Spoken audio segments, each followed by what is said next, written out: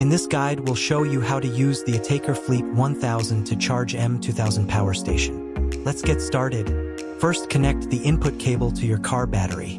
The red wire should be connected to the positive terminal of the car battery, while the black wire should be connected to the negative terminal.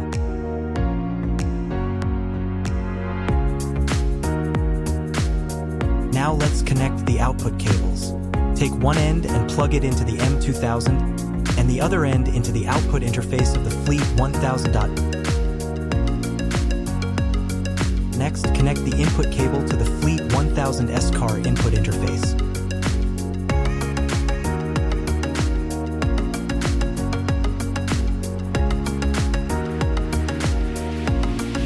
Finally, it's time to start the Fleet 1000.